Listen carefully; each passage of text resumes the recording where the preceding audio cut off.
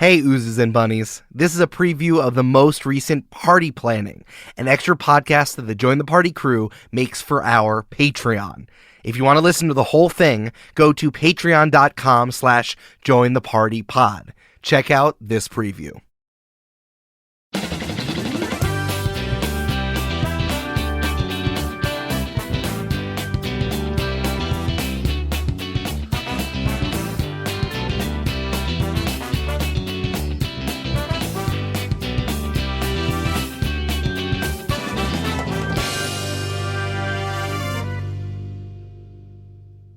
So I'm realizing that Episcopalians are different than Anglicans. That's right. Who are Eric, different we've than been here Catholics. for 4 hours. Do we still have to talk about this? You can't Well, I just needed you list to look them at my all. slideshow, and then Amanda had a slideshow. I do. And then we had to look at all the different, stained glass, and we had to look at all the different types of popes. Eric, no one talks about the different stylings of the crucifixion in stained glass in different denominations of Christianity, but now we will.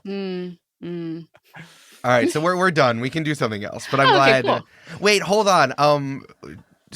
Where do they keep the hammer that they knock on the dead pope's head? Julia, do you know this? Huh. Do you know what I'm talking about? I don't think they answered that question in Conclave. Julia, is that why Conclave didn't win? Yeah, because didn't they left flesh that it out. Because they left it out. Shit. Damn. It's crazy. That was in Anora. Oh, God. That's why Yeah. they won. Yeah, that's why the Russian mob had the power, because they had the Pope's silver hammer. Yeesh. The Pope's Yeesh. silver hammer. Ba-da-ba-ba. Oh. That's a Beatles reference. I but instead of assume that's what it Maxwell, was it's the about. Pope. Yeah, I assume that's what Maxwell Silver Hammer was. Oh, So- it was the Pope Maxwell. Hang Yeah. on. Whose birthday is it this time? The Pope's. Okay. That makes sense. Julia, why did we all gather here today? So what's interesting is Amanda, you asked whose birthday is it today? And Yeah. I want to preface the game that I am presenting for you here today with the fact that when I said, hey, who's available for a party planning this week? Amanda said, I can't do it. And I said, okay, that's fine. And then I woke up this morning with an idea and I said, it would be really funny to do this with Eric and Brandon because Amanda won't be there. And then Amanda had a phone call and then said, I'm available. And I said, oh, okay, you're going to have a distinct advantage in this game. So So it's Amanda's birthday over Great. again. yeah, my it's Amanda's birthday birthday again. all over again. Excellent.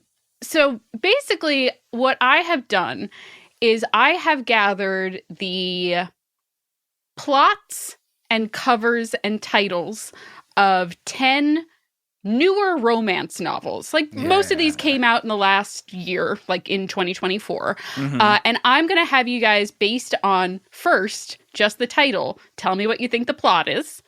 And then I will reveal the cover of the book. And you can either double down or you can change your answer. If you double down and you get it right, twice as many points. Ooh. And then I will read you the synopsis. And I Great. will award points based on who I think got closest. Great.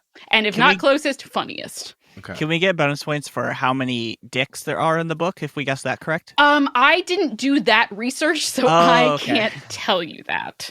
Also, Brandon, I don't know if you've ever read a romance novel, but it's typically not the quantity of genitalia and more like the events with and surrounding them. The quality of the genitalia. Well, I guess I meant the appearances of Sure. the genitalia. Gotcha. Sure. So yeah.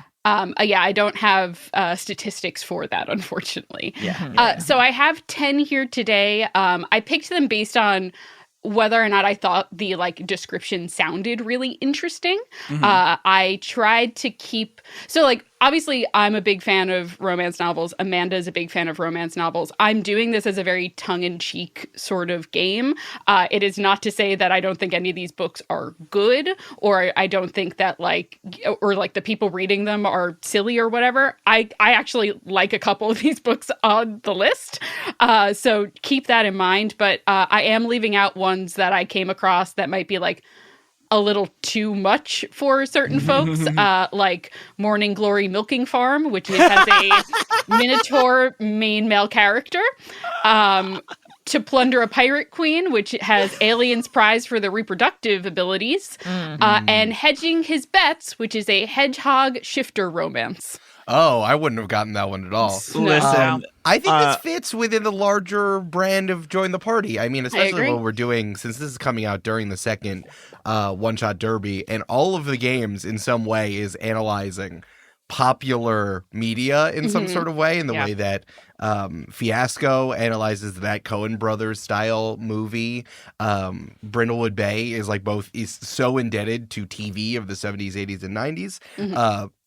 The train robbery is all about Christianity, and the one that's coming out next week is also has about stuff Christianity. It's also about Christianity. You're right. Specifically. Yeah. So I think that this goes along. It's like we're doing this because the medium we're talking about here, romance novels, has blown up so much lately that now like everyone's getting their hand on the ball, and that changes the quality and analysis we are doing of a burgeoning media field. Look, y'all are all being very nice.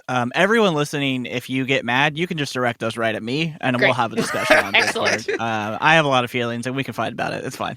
Yeah. And I love you. Audience, I love you. So just remember that. I mean, Amanda and I have specifically talked about like Under Lock and Key, which was the Loch Ness Monster That's right. romance novel.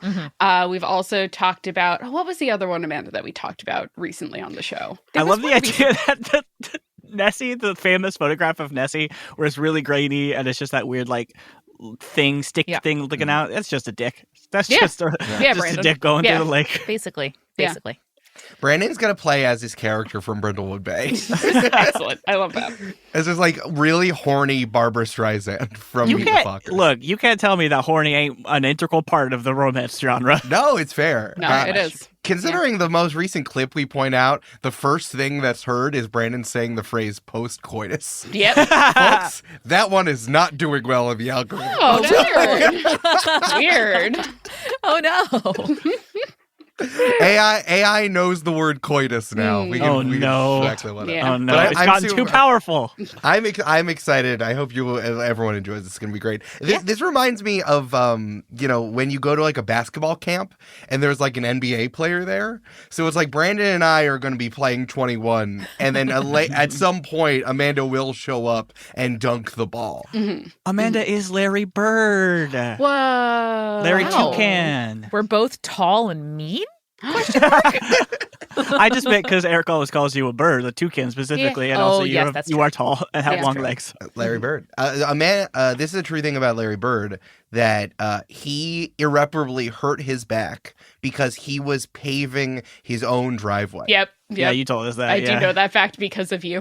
Yeah. I would also It's a good do that. fact. That is so 100% something that Amanda would do. Again, like 10 years into his NBA career, he did that. I actually don't read a ton of contemporary romance, both in the setting and also like books published in the last year. I'm still like working my way through a lot of the like greats from the 70s to 90s, 1970s to 90s in publication date, and 17 or 1880s to 90s. So anyway, I'm excited. Let's get going. All right, excellent. That means Amanda might not have as much of an advantage as I am thinking she will. So It's like Larry Bird trying to shoot threes. He can't do that. He was really good. Fuck. Shit. You try. Hey, you put yourself out there, and I appreciate it. I know. Yeah.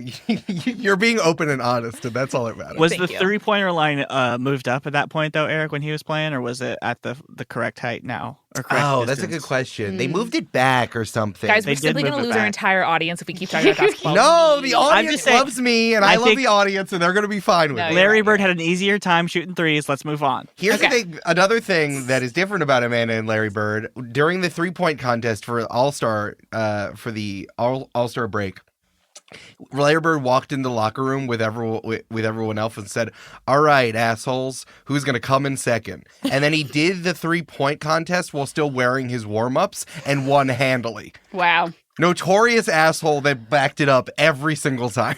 So Hell how's yeah, that different dude. from me? No, it's the same. You're right. Oh, you're good. right. You're right. All right. So just as a reminder, I have 10 of these. Yay. What I'm first going to do is tell you the name of the book and the author. You're going to give me your guesses about what you think the book is about. I'm then going to screen share to reveal the cover for you, and you could either change your answer or double down. Love it. Now, Okay. how if people listening want to view the covers, how would they do that? Would they have to go to a They certain could go tier? to bookshop.org and No, search it no, through no, there. they would have to go. Julia. Oh, sorry. Back up. To buy the book if they're interested in it, first off. But also they can go to patreon.com/jointhepartypod There you and go. they can upgrade to the video level. I'm sorry. I was trying to plug a different thing that we do. Join the party. Too nice to bookstores. Yeah. I think that's something that I've accidentally done before at the same time. No, it's cool. We're also going to soon have a promo code that helps us earn a little bit of money while you get a discount on Bookshop, and then also bookstores earn money. So Yeah. it's coming. It's And coming. you know where has great bookstores? Portland, where we're doing a live show where you can go to Yo, jointhepartypod.com/live. true. There are still tickets available at Yeah. jointhepartypod.com/live. There You we should go. check that out. Although Okay. not very many left, so you should check them out soon. Mhm. Ooh. Here's what I think we should do. Amanda should always go first, and then Brandon and I should switch off second and third, alternately. Or should Amanda always go last, do you think? I guess Amanda should always go last. Yes, Amanda okay. should always go last, and Brandon, you and I should switch off first Yes. and second. Excellent. Okay. Cool.